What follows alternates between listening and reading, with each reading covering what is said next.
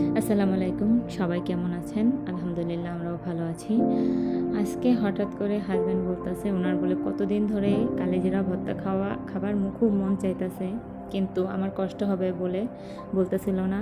So আজকে বলল, তাই ভাবলাম হাসব্যান্ডকে বেশি করে কালিজিরা ভর্তা বানিয়ে দেই, উনি দোকানে নিয়ে যেয়ে খাবে। এখানে আমি কালিজিরা, রসুন, শুকনা মরিচ, এগুলো দিয়ে পেঁয়াজ এগুলো দিয়ে সুন্দরভাবে ভেজে নিয়েছি, আর এটা বেটে নিব। আপনাদের ওখানে আপনারা কালিজিরা কীভাবে বানান অবশ্যই আমাকে কমেন্ট বক্সে জানাবেন।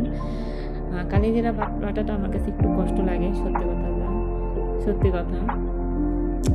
কিন্তু কি করব, হাজব্যান্ড খেতে চাইছে তো বানাতে তো হবেই, হাজব্যান্ডের ইচ্ছা বলে কথা। এখানে আমি এক হাতে মোবাইল ধরে এক হাত দিয়ে বাটা দেখাচ্ছি যে আমি এই পাটায় বাটতেছি, আর এখানে একটুখানি আমার বাটা শেষ, আর এতখানি আমি আমার হাজব্যান্ডের জন্য রেখে দিলাম। এই যে এতটুকু ভর্তাটা হয়েছে আর আমি রেখে দিয়েছি। সত্যি কথা এত মজা হয়েছে ভর্তাটা।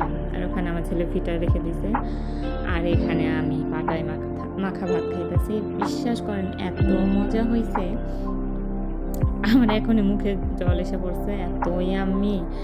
কারা কারা পাটায় মাখা ভাত পছন্দ করেন আমাকে অবশ্যই জানাবেন।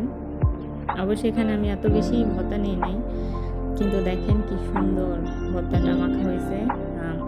অনেক মজা হয়েছিল, বিশ্বাস করেন অনেক। নিজের প্রশংসা নিজে কী করব।